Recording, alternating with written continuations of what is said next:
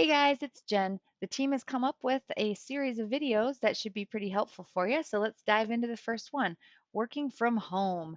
The COVID-19 virus has put us all in a position where many of us are now working from home, and it's for a longer period of time than maybe what we've had to do in the past. We recognize that it can be pretty difficult to take your office work and bring it into your home to work. It requires a couple of changes, both mentally and physically. When moving your office at home, it's really important to set up your physical workspace.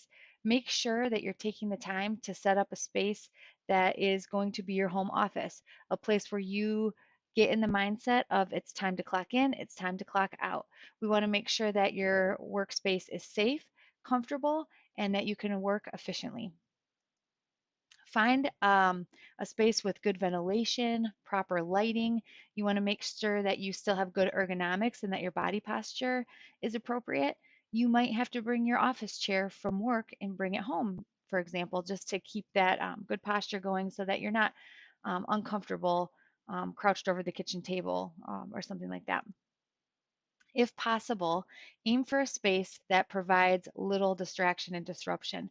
Now, this can be tricky because right now we're at home with maybe partners or spouses or children that are also working from home, and there might be a lot of people in the house. But if you can reduce the noise and the clutter as much as possible, it'll provide for more productivity. Don't be afraid to stick a note on the door or on your desk that you're on the phone or it's do not disturb time. Setting up your virtual workspace is just as important as setting up your physical workspace. There are some things to think about behind the scenes when you're starting to go to work. You want to make sure that you have a good internet connection. So it's better probably to plug into an Ethernet cable if you have one. It'll be faster for you and you'll get better speeds on your internet. But a lot of people do work off of Wi-Fi. Some things to consider when working off of Wi-Fi is that if you have multiple people on your network, it could tend to bog down. So if there's several of you working on your wireless network or working, if the kids are working on their schoolwork online, you might want to split that up a little. Maybe put somebody on a mobile hotspot, somebody on the wireless, and kind of just break that up a little bit. Make sure that you're following security, security, security, security, even when you're home.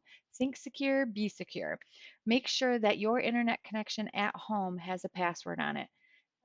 Something that we might not think about, but we don't want to expose your business files and things to an unsecured network. You may be working from a VPN, which is your access to your files at work. This may require some permissions and approval from your employer, and Safety Net will have to hook you up with that. Make sure when you're not at your desk or in front of your computer, you lock your screen so that others in your home don't have access to your private files at work. Don't forget about your well-being, you guys. It's so important, especially right now and all the stress of what's going on, to remember your well-being and how you're feeling and your stress. You're used to going to work and talking to people and stepping away from your desk for a few minutes. It's very easy when you're at home to get stuck in a mindset of that you can't get up and walk around. You can, and you can still stay in touch with your teammates. You just might have to do it a little bit differently. So make sure you're getting up and you're taking breaks. You might need to do a good stretch or go get some fresh air in the middle of your day.